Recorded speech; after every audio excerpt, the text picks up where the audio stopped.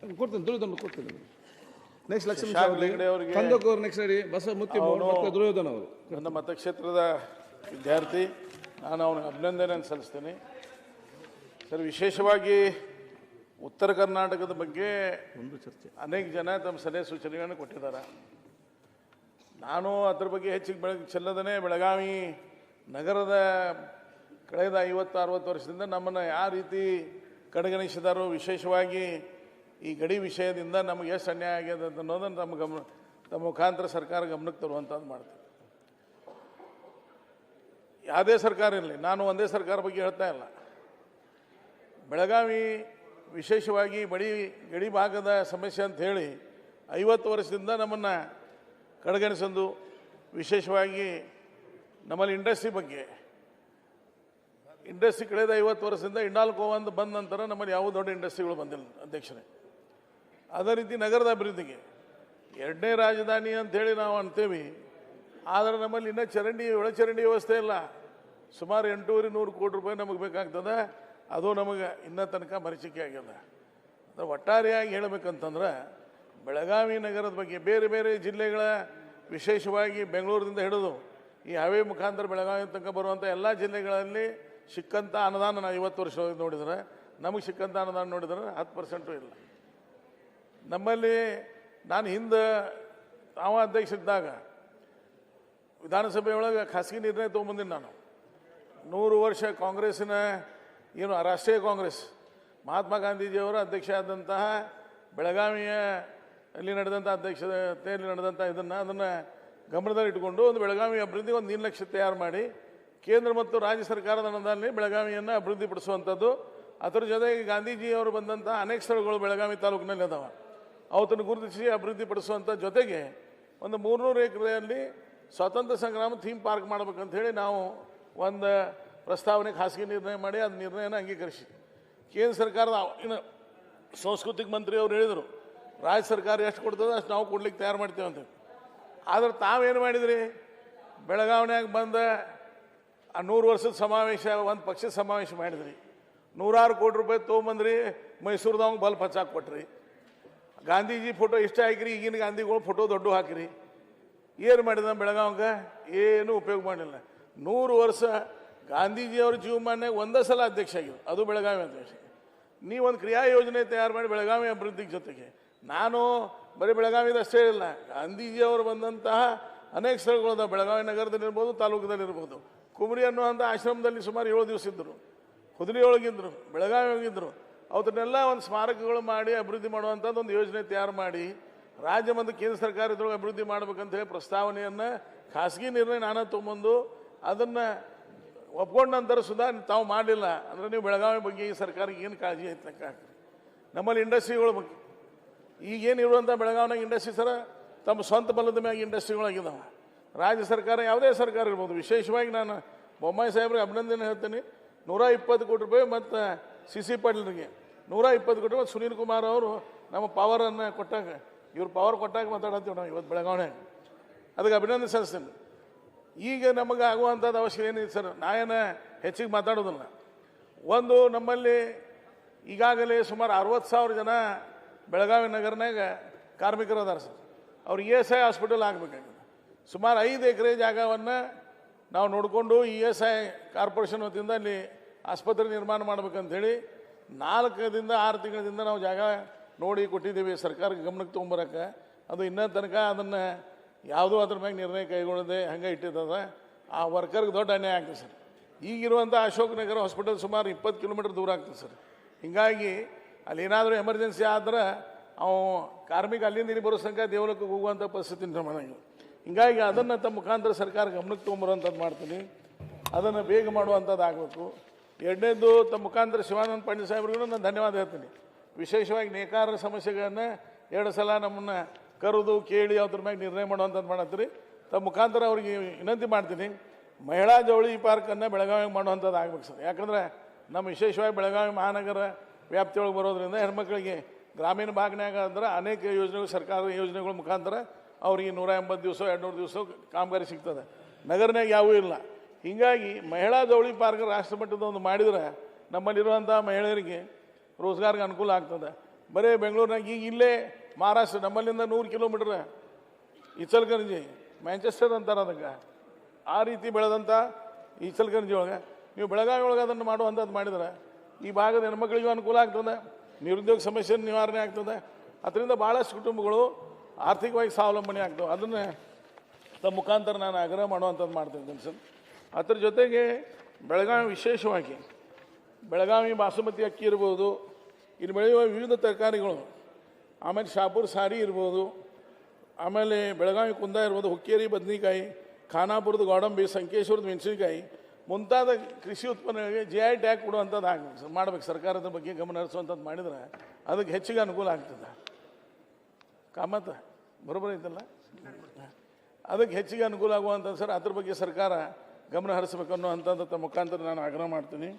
ಆಮೇಲೆ ಬೆಳಗಾವಿ ಸರ್ ಈಗಾಗಲೇ ಫೌಂಡ್ರಿ ಒಳಗಿರ್ಬೋದು ಅಥವಾ ಏರೋಸ್ಪೇಸ್ ಇಂಡಸ್ಟ್ರಿ ಒಳಗಿರ್ಬೋದು ಅಥವಾ ರೈಲ್ವೆ ಡಿಪಾರ್ಟ್ಮೆಂಟ್ ಇರ್ಬೋದು, ಡಿಫೆನ್ಸ್ಗೆ ಇರ್ಬೋದು, ಭಾಳ ಸಾಮಗ್ರಿಗಳನ್ನು ಉತ್ಪನ್ನ ಮಾಡುವಂಥ ಹಬ್ಬ ಆಗಿ ನಿರ್ಮಾಣ ಆಗ್ತದೆ.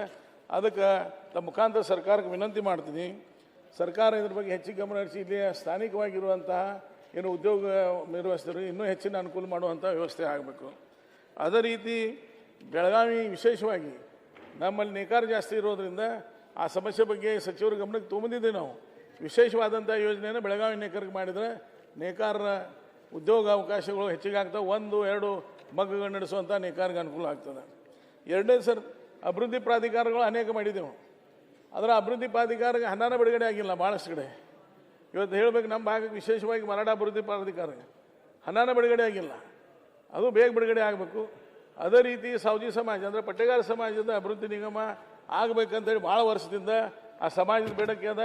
ಸುಮಾರು 50ಕ್ಕಿಂತ ಹೆಚ್ಚು ಶಾಸಕರು ಅದನ್ನು ಸಹಿ ಮಾಡಿ ಮುಖ್ಯಮಂತ್ರಿಗೆ ನಾಳೆ ಕೊಡುವಂಥ ಇದನ್ನು ಮಾಡ್ತಾ ಇದ್ದಾರೆ. ಅದೇ ರೀತಿ ಸರ್ ಬೆಳಗಾವಿಗೆ IT ಪಾರ್ಕ್ ಸ್ಥಾಪನೆ ಆಗಬೇಕಂಥೇಳಿ ಖಾಸಗಿ ನಿರ್ಣಯನ ನಾನು ಮಂಡಿಸಿದ್ದೆ ಸರ್.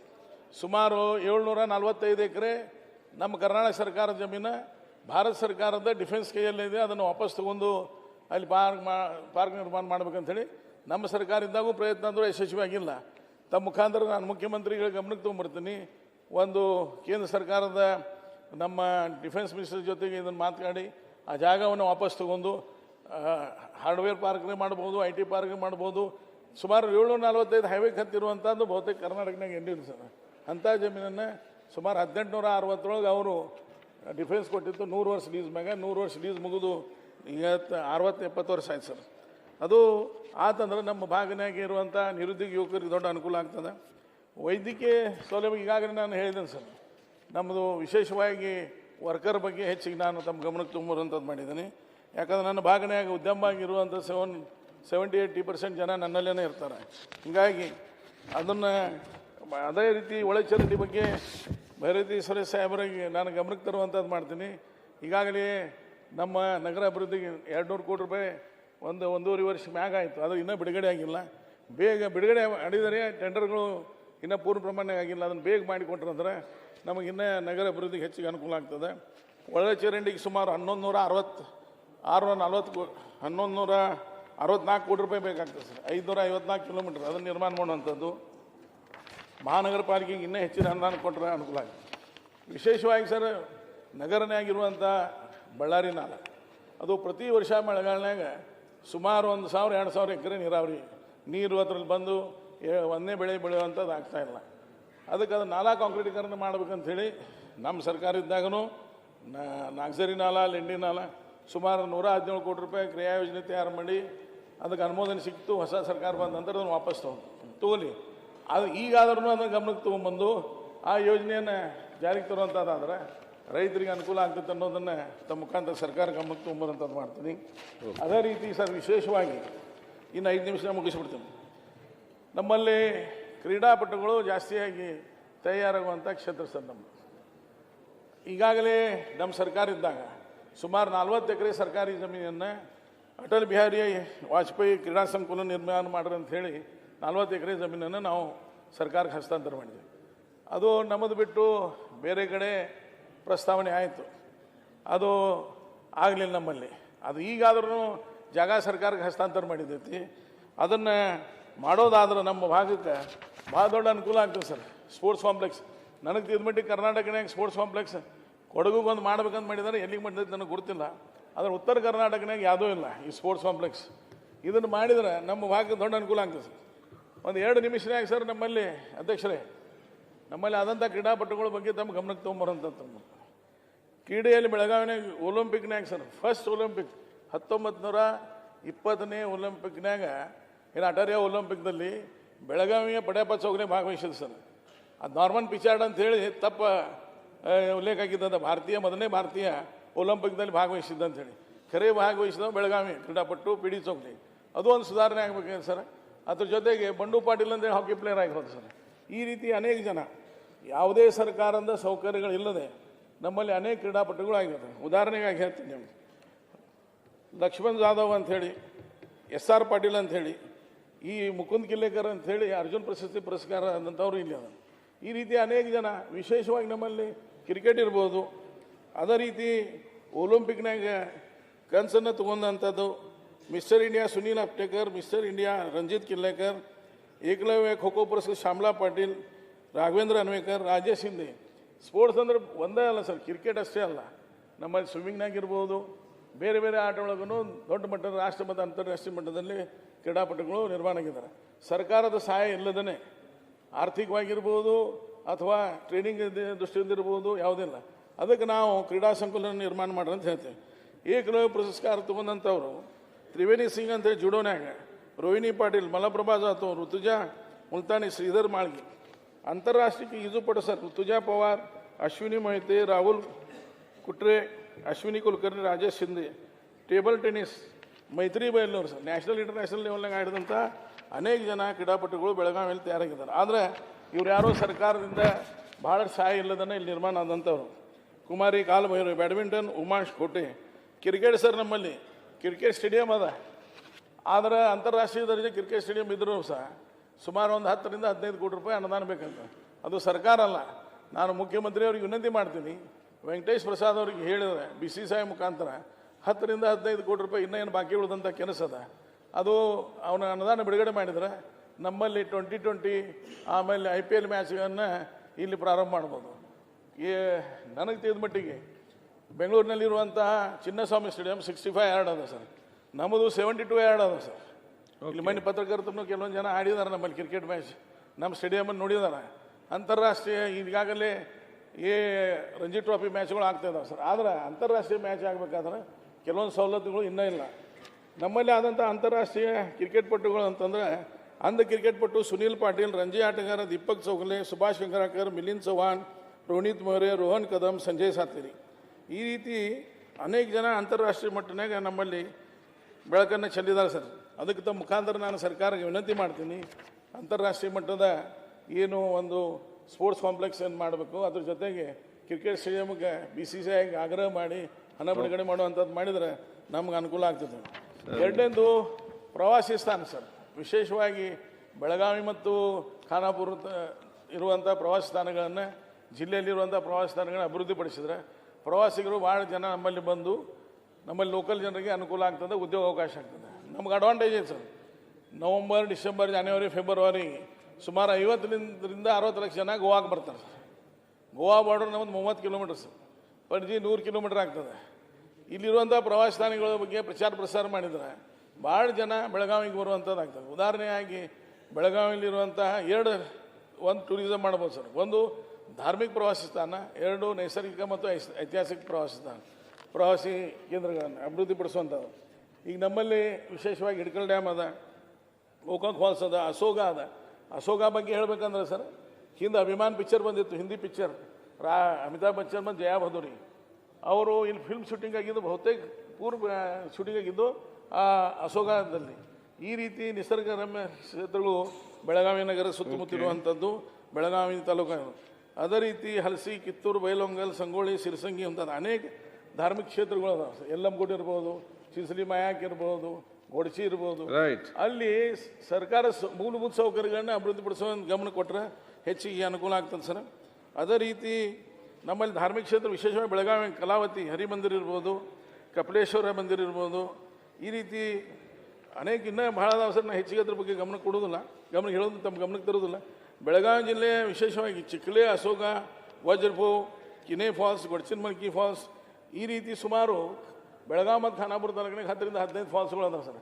ಅದು ಫಾಲ್ಸ್ದೊಂದು ಸರ್ಕಿಟ್ ಮಾಡಿದ್ರೆ ದೊಡ್ಡ ಅನುಕೂಲ ಆಗ್ತದೆ. ಆದರೆ ಅದು ಟೂರಿಸಂ ಡಿಪಾರ್ಟ್ಮೆಂಟ್ ಮತ್ತು ಫಾರೆಸ್ಟ್ ಡಿಪಾರ್ಟ್ಮೆಂಟ್ದವ್ರು ಕೂಡಿ ಅದನ್ನು ಸಂಯುಕ್ತವಾಗಿ ವಿಚಾರ ಮಾಡಿದ್ರೆ ನನ್ನ ಲೆಕ್ಕಲೆ ಈ ಇಡೀ ರಾಜ್ಯನಾಗ ಏನು ಫಾಲ್ಸ್ ಒಂದು ಕಡೆ ಅದಾವ, ಇಲ್ಲಿ ಕಾಡಿನಲ್ಲಿರುವಂತಹ ಅನೇಕ ಫಾಲ್ಸ್ಗಳು ಇವತ್ತು ಜನ ಹೋಗ್ತಾರೆ ನೋಡಲಿಕ್ಕೆ. ಅದು ಸರಿಯಾದ ಸಂಚಾರ ವ್ಯವಸ್ಥೆ ಇಲ್ಲ. ಫಾರೆಸ್ಟ್ ರೂಲ್ಸನ್ನು ಮೇಂಟೈನ್ ಮಾಡಿ ಇಲ್ಲಿ ಅಭಿವೃದ್ಧಿಪಡಿಸುವಂಥ ಅವಕಾಶಗಳು ಅನೇಕ ಅದಾವೆ. ಅದಕ್ಕೆ ಅವತನ್ನ ಇದನ್ನು ಮಾಡುವಂಥದ್ದು ಐತಿಹಾಸಿಕ ಸ್ಥಳ ಸರ್ ನಂದಗಡ ಇರ್ಬೋದು. ಆಮೇಲೆ ವಿಶೇಷವಾಗಿ ನಮ್ಮ ಬೆಳಗಾವಿಯಲ್ಲಿ ವಿವೇಕಾನಂದ ಅವರು ಬಂದಂಥ 13 ದಿವಸ ಇದ್ದಂತಹ ಸ್ಥಳ ಇರ್ಬೋದು. ಅವರು ಅಭಿವೃದ್ಧಿಪಡಿಸಿದ್ದಾರೆ, ಸರ್ಕಾರದಿಂದ ಏನಾಗಿಲ್ಲ. ಅದಕ್ಕೆ ಇದ್ರ ಪ್ರಚಾರ ಪ್ರಸಾರ ಹೆಚ್ಚಿಗೆ ಮಾಡುವಂಥದ್ದು ಆತಂತಂದ್ರೆ ಇನ್ನೂ ಹೆಚ್ಚಿಗೆ ಅನುಕೂಲ ಆಗ್ತದೆ ಸರ್. ನಮ್ಮಲ್ಲಿ ಕುಮಾರ್ ಗಂಧವ್ರು ನಮ್ಮವರ, ಆಮೇಲೆ ಕಮ್ಮಾರ್ ಅವರು ನಮ್ಮವರ, ಚಿತ್ರರಂಗನಾಗ ಚರಣ್ ರಾಜ್ ಇರ್ಬೋದು, ಅತುಲ್ ಕುಲಕರ್ಣಿ ಇರ್ಬೋದು, ಹೇಮಂತ್ ಬಿರ್ಜೆ ಇರ್ಬೋದು, ಅಶೋಕ್ ಸರ್ವಾ ಇರ್ಬೋದು, ಲಕ್ಷ್ಮೀ ಇರ್ಬೋದು, ಇಲ್ಲಿ ಬೆಳಗಾವಿಯಲ್ಲಿ ಆದಂಥವ್ರು. ಇನ್ನು ಹೆಚ್ಚಿಗೇನು ಹೇಳೋದಲ್ಲ ಸರ್, ಓಕೆ, ಎಲ್ಲ ಕಲಾಕಾರ ಇಲ್ಲೇ ಇರೋರು. ಸರಿ, ಎರಡನೇದು ಲಾಸ್ಟ್ ಹೇಳಿ ಮುಗಿಸ್ಬಿಡ್ತೀನಿ. ವಿಧಾನಸೌಧ ಆದ ನಂತರ ಸರ್ ಜನ ಬೆಳಗಾವಿ ಜನರು ಏನು ಅಪೇಕ್ಷೆ ಪಟ್ಟಿದ್ರು, ಉತ್ತರ ಕರ್ನಾಟಕ ಜೊತೆಗೆ ಬೆಳಗಾವಿ ಅಭಿವೃದ್ಧಿ ಆಗ್ತದೆ. ಯಾಕಂದ್ರೆ 40-50 ವರ್ಷ ಗಡಿ ಸಮಸ್ಯೆ ಇದ್ದಾಗಿಂದ ಬೆಳಗಾವಿ ಅಭಿವೃದ್ಧಿಗೆ ಕಡೆಗಣಿಸಿದ್ದದ ಸರ್ಕಾರ ಇಲ್ಲೇ ಬಂದಿದ್ದರಿಂದ ನಮ್ಮ ಸಮಸ್ಯೆಗಳು ಬಗೆಹರ್ತವೆ. ವಿಶೇಷವಾಗಿ ಉದ್ಯೋಗ ಅವಕಾಶಗಳು ಹೆಚ್ಚಿಗೆ ಆಗ್ತವೆ, ಅವು ಯಾವುವೂ ಆಗಲಿಲ್ಲ. ಮತ್ತು ನಮ್ಮಲ್ಲಿ ಜಾತ್ರೆ ಇರ್ತದೆ ಸರ್, ಜನ ಅಂತಾರೆ ನಾ ಅಂತ ಇಲ್ಲ. ಜಾತ್ರೆಗೆ ಒಂದು 7 ದಿವಸ 10 ದಿವಸ ಜಾತ್ರೆ ಇರ್ತದೆ ಸರ್. ಎಲ್ಲ ಮುಡ್ದಿರ್ಬೋದು, ಚಿಸ್ಲಿ ಮ್ಯಾಗ್ದಿರ್ಬೋದು. ಟೂರಿಂಗ್ ಟ್ಯಾಕೀಸ್ ತೊಗೊಂಬರ್ತಾರೆ ಸರ್ ಮಾಲಕರು, 10 ದಿವಸ ಹಾಕ್ತಾರೆ, ಆಮೇಲೆ ಟೆಂಟ್ ಕಿತ್ಕೊಂಡು ಹೋಗ್ತಾರೆ. ಹಂಗೆ ಬೆಳಗಾವಿ ಅಧಿವೇಶನ ಆಗತ್ತಿದ್ದ ಜನರ ಅಭಿಲಾಷೆ ಸರ್. ಅದು ಆಗಬಾರ್ದು ಅನ್ನುವಂಥದ್ದು ತಮ್ಮ ಮುಖಾಂತರ ಗಮನಕ್ಕೆ ತರುವಂಥದ್ದು ಮಾಡ್ತೀನಿ. ಇನ್ನು ಸರ್ಕಾರ ಯಾವ ರೀತಿ ಐತಿ ಏನೈತಿ ಅದ್ರ ಬಗ್ಗೆ ಒಂದು ಕವನ ಹೇಳಿ ನನ್ನ ಮಾತು ವಿರಾಮ ಕೊಡ್ತೀನಿ. ಪರಮೇಶ್ವರ್ ಸಾಹೇಬ್ರ ಕೇಳ್ರೆ ಅನುಕೂಲ ಆಗ್ತೈತಿ. ಯಾಕಂತ ನಾವು ಹಿರಿಯರು, ನಮ್ಮ ಸರ್ಕಾರದ ಪರಿಸ್ಥಿತಿ, ನಮ್ಮ ಪರಿಸ್ಥಿತಿ ಏನಾಗಿತ್ತು ಅಂದ್ರೆ, ನಾವು ಪ್ರೈಮರಿ ಶಾಲೆ ಇದ್ದಾಗ ಒಂದು ಹಾಡ ಹೇಳಿದ್ವಿ ಸರ್ ನಮಗೆ. 1-2 ಬಾಳೆಲೆ ಹರಡು, 3-4 ಅನ್ನವ ಹಾಕು, 5-6 ಬೇಳೆಯ ಸಾರು, 7-8 ಪಲ್ಯಕ್ಕೆ ದಂಟು, 9-10 ಎಲೆ ಮುದುರಿತ್ತು, 1-10 ಹೀಗಿತ್ತು, ಊಟದ ಆಟ ಮುಗಿದಿತ್ತು. ಇದು ಅವಾಗಿತ್ತು ಸರ್. ಈ 1 ತಿಂಗಳಿಂದ ಹಾಡು ಬೇರೆ ಆಗಿತ್ತು ಸರ್. 1-2 ಬಣ್ಣಗಳ 2, 1-2 ಬಣ್ಣಗಳ 2, 3-4 ಲೆಕ್ಕವ ಹಾಕು, 5-6 ಡಿನ್ನರವು ಜೋರು, 5-6 ಡಿನ್ನರವು ಜೋರು, 7-8 ಯಾರ ಕಡೆಗೆ ನಂಟು, 7-8 ಯಾರ ಕಡೆಗೆ ನಂಟು, 9-10 ದೆಹಲಿಗೆ 10, 9-10 ದೆಹಲಿಗೆ 10, 1-10 ಭಿನ್ನಮತದ ಆಟ ಹೀಗಿತ್ತು, ಹೈಕಮಾಂಡ್ ತಲೆ ಕೆಡಿಸಿತ್ತು, ಕರ್ನಾಟಕವನ್ನು ಕಾಂಗ್ರೆಸ್ ಹಾಳುಗೆಡವಿತ್ತು. ಧನ್ಯವಾದ ಸರ್.